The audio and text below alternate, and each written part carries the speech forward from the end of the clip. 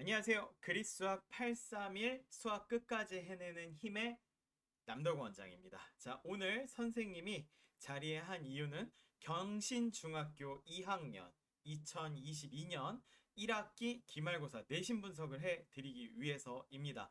자, 경신중은 타 학교 대비해서 좀 시험 범위가 독특하죠. 그리고 그 이외에 나오는 여러 가지 요소들을 오늘 분석 내용에서 차라리 차근차근 하나씩 이제 짚어 드릴 거고요. 어쨌든 이제 1학기가 끝났고 이제 2학기로 넘어가는 시점에 있어서 여름방학 어떻게 보내면 좋은지에 대해서도 선생님이 간단하게 이야기를 해 드리도록 하겠습니다. 자, 그러면 단원별 분석표부터 보면서 세부 내용 이야기 한번 해보도록 하겠습니다. 자, 보시면 일단은 1차 부등식 파트 여러 문제, 연립 1차 방정식의 활용 파트 이거 좀 많이들 어려워합니다. 그리고 다른 학교에서도 이 부분 집중을 많이 하고요. 자, 그런데 독특한 건 2학기 내용으로 넘어가면서 도형의 닮음 같은 것들이 이제 들어가서 닮음의 응용 부분, 즉 도형 파트에 대한 내용에 좀 집중을 많이 했다라는 걸 보여주고 있고요. 그 다음에 여기에서 상난이도 문제까지도 출제가 됐다라는 거 이제 확인을 할 수가 있겠습니다. 자, 여러분들은 어쨌든 2학년 2학기 내용까지도 좀 잘 두루 섭렵할 수 있는 공부를 해야 되다 보니까 내용이 좀 많을 수가 있습니다. 타학교 대비해서 시험 준비하는 과정, 조금 타학교 대비해서 시험 범위가 다른 거에 대해서도 그리스학에서는 철저하게 준비를 해주기 때문에 오셔서 도움을 받으시면 좋겠습니다. 교과서는 미래엔 사용하고 있고요. 나머지 기타 특이사항들은 크게 없네요. 자, 다음으로 시험 문항별 상세 분석표를 볼 건데 보시면은 알겠지만 1차 방정식부터 시작을 해서 난이도가 좀 낮아요. 그냥 쭉 낮은 상태로 가다가 객관식 뒷부분에 가고 그 다음에 이제 서술형으로 넘어가면서 난이도가 조금 올라가는 문제들로 이제 포진이 되어 있는데 도형 관련한 문제들의 중상 난이도 또는 상난이도 문제들이 꽤 많이 보인다라는 거 여러분들 볼 수가 있죠. 그리고 닮음의 응용에서는 상난이도 문제까지도 내고 있다. 아, 기하 열심히 해야 되는구나. 내가 기하적인 부분, 기하 공부하는 부분이 좀 부족했다면 빨리 마스터 많이 해놔야 되는구나 라고 생각을 해주셔야 돼요. 어쨌든 중학교에 있는 모든 기하적인 내용이 고등학교로 그대로 연결이 됩니다. 나중에 아마 여러분들 고등학생이 알아야 될 중학 뭐 도형 뭐 이런 것도 특강으로 많이들 하실 텐데 그거 조금 잘 기억하시고 있고 지금 학습 잘 해놓으시면 나중에 도움 많이 될 거다라는 이야기를 해 드릴 수가 있겠습니다.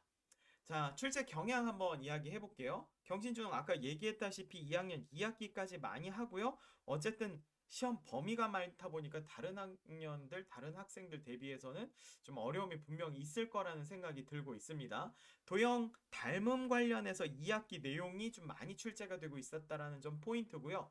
그 다음에 2학년 1학기 중에서도 부등식, 이거 부등식 나중에 가면 굉장히 어려워요. 방정식보다도 많이 어려워하더라고요.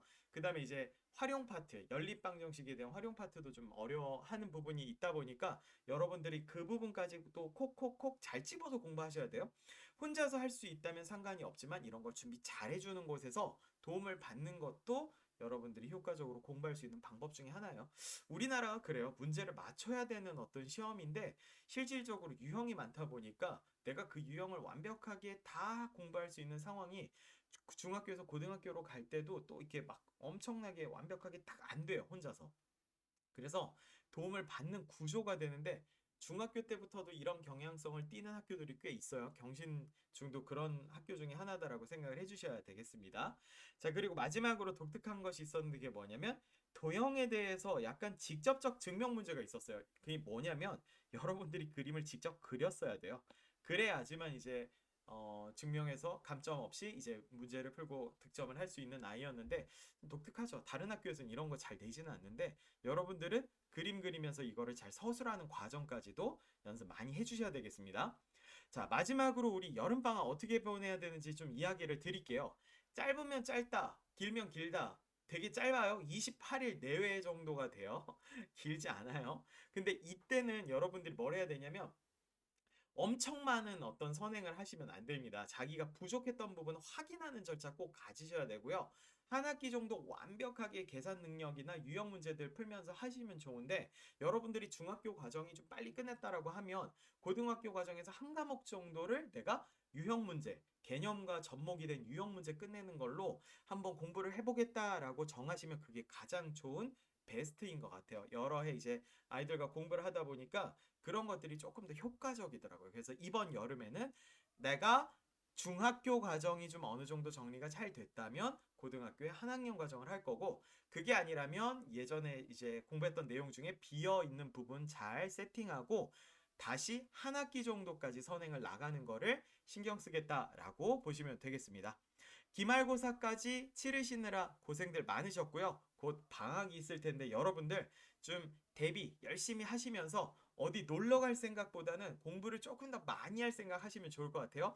휴가 때만 집중적으로 빡 놀고 나머지는 공부합시다. 그리스 수학으로 오셔서 우리 이 내용들 듣느라 고생들 하셨고요. 우리 학원에서 만나 뵙기를 꼭 바라면서 마무리하도록 하겠습니다. 수고들 하셨습니다.